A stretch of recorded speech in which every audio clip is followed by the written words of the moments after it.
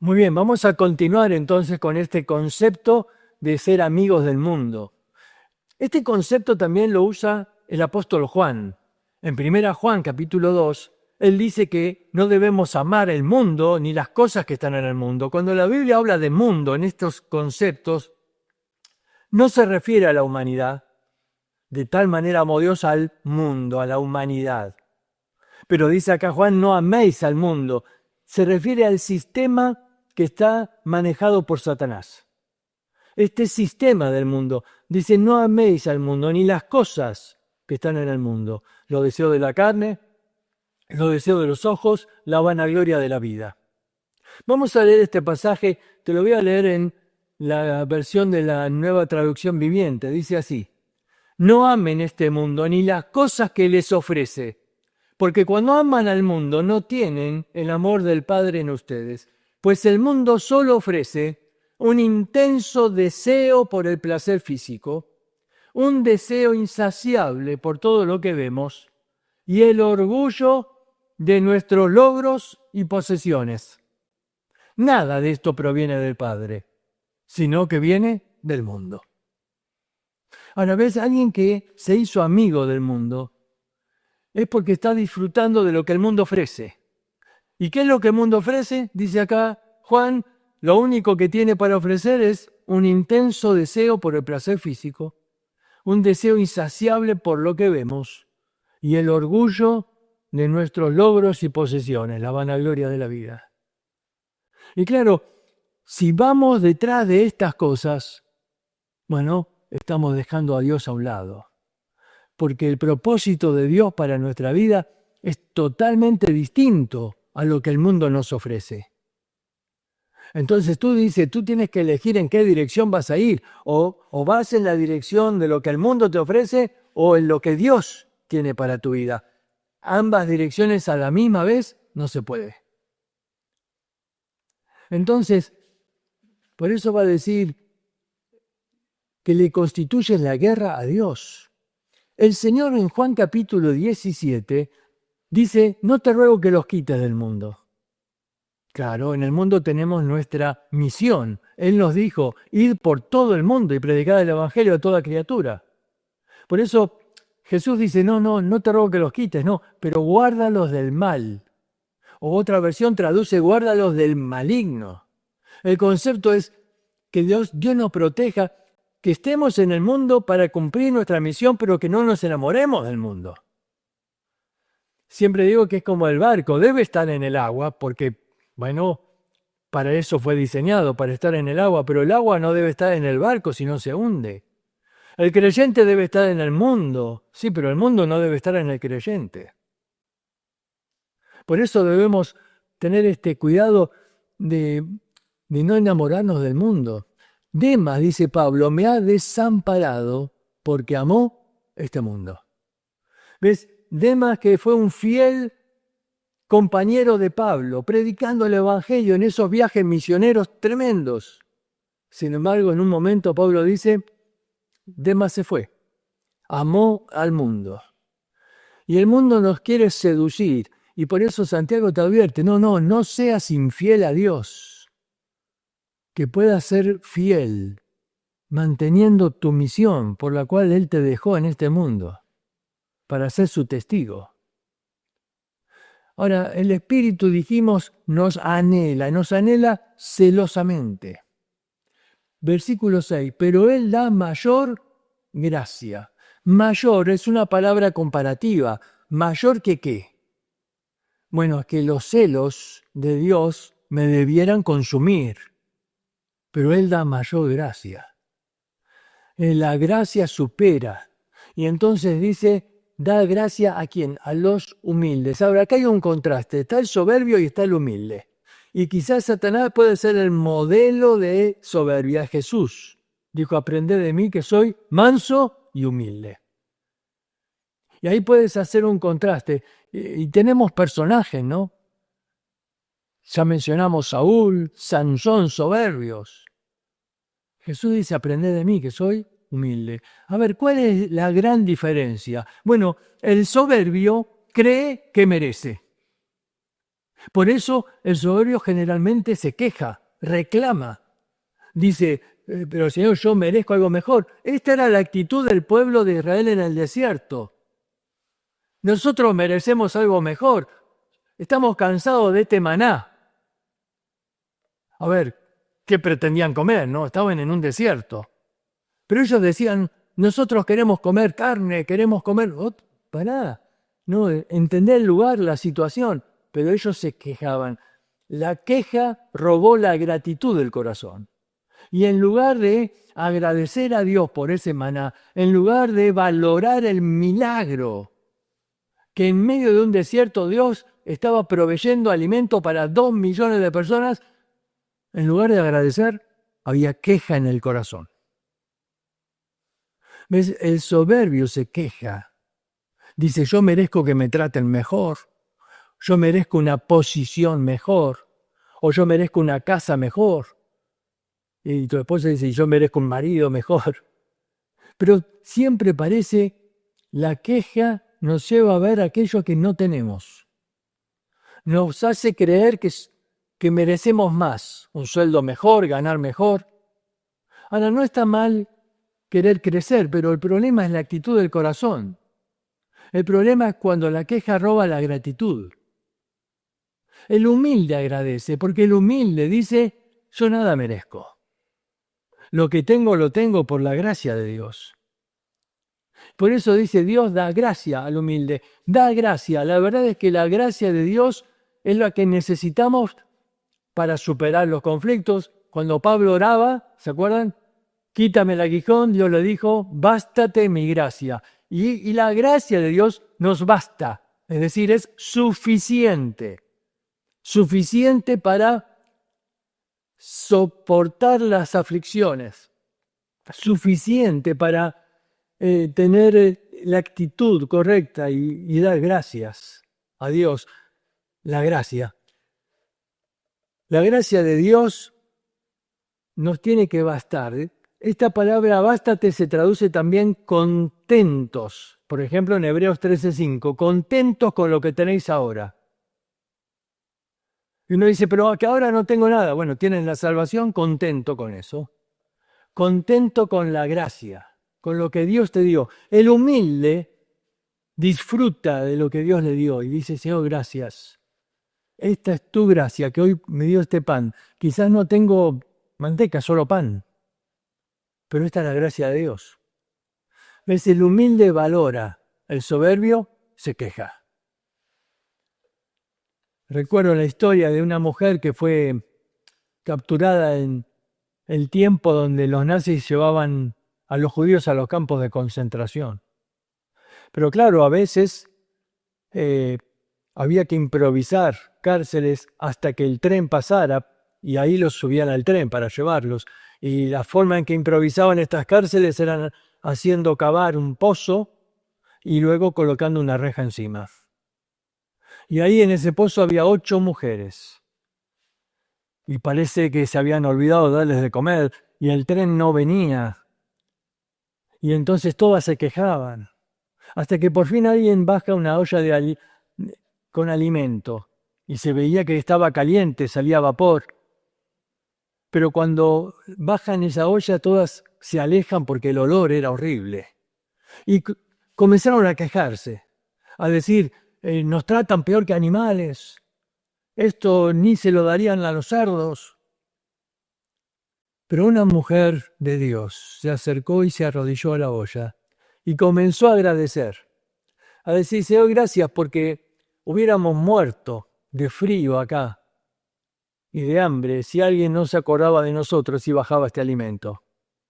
Señor, gracias porque quizás no está rico, pero nos va a mantener vivas.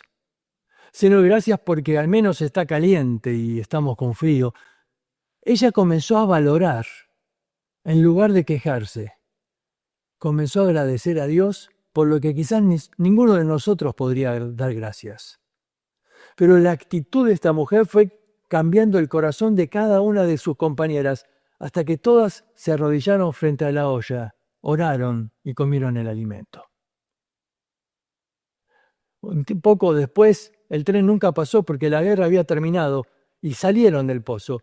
Y las mujeres dan testimonio y decían, estamos vivas gracias a la actitud de esta mujer. Ella, en su humildad, supo agradecer.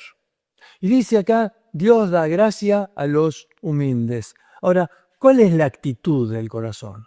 ¿La de soberbia? ¿La de creer que merezco?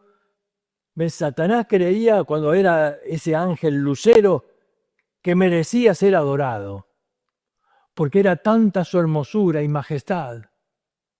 De pronto, la soberbia se apoderó de su corazón.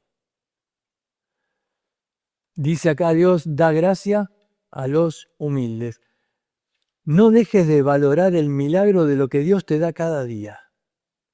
No dejes de valorar el maná, ¿ves? Algunos judíos dejaron de ver el milagro y comenzaron a quejarse. Otra vez maná. No saben cocinar otra cosa en el cielo. Siempre lo mismo.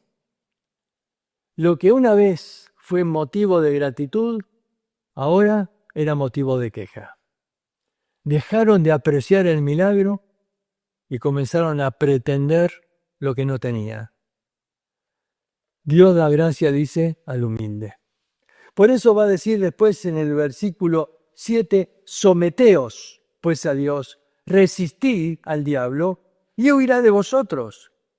A ver, someteos, la palabra es hipotazo, que era la actitud que un soldado tenía cuando se presentaba ante el capitán. Él tenía que hacer un juramento de obediencia absoluta. Y esta palabra, hipotazo, es colocarse debajo de la autoridad. Y este soldado hacía ese juramento y se arrodillaba ahí y decía, voy a obedecer aun cuando me pidas que me quite la vida. Era una absoluta entrega. Y acá dice, someteos a Dios y resistid al diablo. Ahora alguien dice, pero ¿cómo? ¿No es que tenemos que huir de la tentación? Acá no está hablando de tentación. De la tentación hay que huir porque es una lucha con nuestra carne. Acá está hablando de los ataques del diablo. En Efesios, cuando habla de la armadura, dice, tomad el escudo de la fe, con que podás resistir los dardos de fuego que el diablo tira contra nosotros. Son los ataques del enemigo que quieren hacerte abandonar la fe. Que te dicen, si Dios te ama, ¿por qué te pasa esto? ¿Por qué no cuida de ti? Son esos dardos del enemigo que quieren hacerte caer en la fe para que abandones a Dios. Esos ataques que te quieren seducir para que te conviertas en un desertor, para que abandones la fe y vuelvas al mundo. Esos ataques donde te dice, mira, yo te ofrezco algo mucho mejor. Dios no está cuidando de ti. Pero dice acá, resistid esos ataques y Él va a huir de vosotros. Y acá se revela la naturaleza cobarde del diablo, porque él no puede cuando un creyente está de rodillas sometido a Dios. Él huye. Mira, 3 veces se presentó en el desierto a tentar al mismo Jesús. Y Jesús dijo las 3 veces, escrito está, escrito está. Jesús respondió con la convicción puesta en la palabra de Dios. ¿Y el diablo qué? El diablo huyó. Porque el diablo no puede vencer la espada del Espíritu, que es la palabra de Dios. Y cuando tú te pones con una convicción firme, basado en la Escritura, el diablo huye. Ahora, si el diablo te ve dudando y ve que su propuesta la estás considerando, ahí va a insistir y va a insistir. Por eso acá dice, someteos a Dios y resistid al diablo. Y Él va a huir de vosotros. Y luego dice, acercaos a Dios y Él se acercará a vosotros. Esta actitud marca que Dios y el mundo están en polos opuestos. Y si me acerco a Dios, implica que me estoy alejando del mundo. Si me acerco al mundo, implica que me estoy alejando de Dios. Acercaos a Dios. Dios no quiere una vida de una religión allá lejana, donde te acuerdas de Dios cada vez que tienes algún problema. No, acercaos a Dios. es una invitación a caminar con Dios. Es una invitación a andar junto a Él, con un mismo propósito en la vida. Y dice, pecadores, limpiad las manos, y vosotros, los de doble ánimo, sí, esos que están mirando al mundo, purificad vuestros corazones. Purificad el corazón. El concepto es hacerlo puro. Algo es impuro cuando tiene mezcla. Nuestro corazón a veces tiene mezcla. Escuchamos la palabra de Dios, se enciende un fuego en el corazón, pero luego recibimos los baldazos de agua fría del mundo.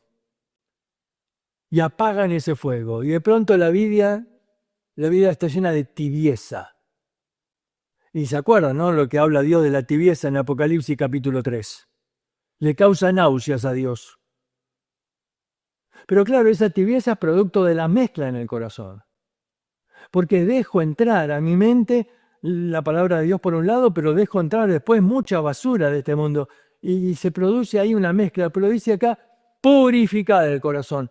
Sacá la mezcla, que sea puro, que tengas un solo objetivo. Pablo decía, una cosa hago, pero sigo a la meta. David decía, una cosa solo he demandado a Dios. Yo quiero estar ahí en los atrios, quiero estar ahí en la presencia de Dios. Una cosa, habla de una vida con una convicción, una definición. Una cosa hago, purificad el corazón. Después dice, afligíos y lamentad y llorad. Vuestra risa se convierta en llanto y vuestro gozo en tristeza. Humillaos delante del Señor y Él os exaltará. Acá en griego hay 10 verbos en imperativo. Un autor dice acá, estas son las 10 órdenes para alcanzar la salvación. No. Acá está hablando ya creyentes, a salvos. Está hablando de que el Espíritu está en nosotros. A ver, somos salvos, claro. Pero estos 10 verbos, sí, es verdad, hay 10 verbos en imperativos. ¿Cuáles son? Fíjense, en primer lugar, someteos. Segundo lugar, resistid, acercaos, limpiad las manos, purificar el corazón, afligíos, lamentad, llorar. 10 verbos que nos llevan a tener un cambio rotundo. Porque está hablando a personas que estaban cometiendo un pecado de adulterio espiritual. ¿Recuerdas que te hablé del adulterio en el Antiguo Testamento cuando iban tras los ídolos? Nosotros creemos que no somos idólatras porque no adoramos imágenes. Pero el concepto de la idolatría es mucho más profundo que eso. El apóstol Juan termina su carta diciendo que debemos huir de la idolatría. Es que la idolatría es de amar algo que se interpone entre nosotros y Dios. De pronto los griegos tenían muchos ídolos, ¿no?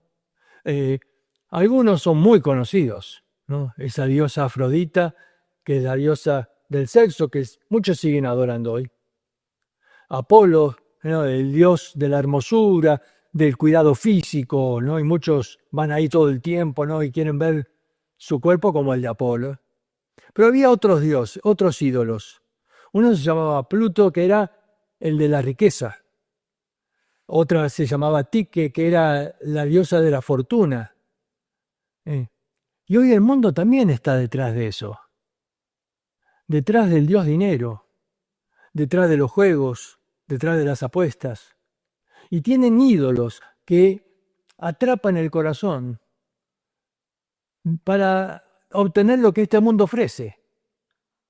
Y de pronto estas personas entonces están amando estas cosas y están siendo infieles a Dios.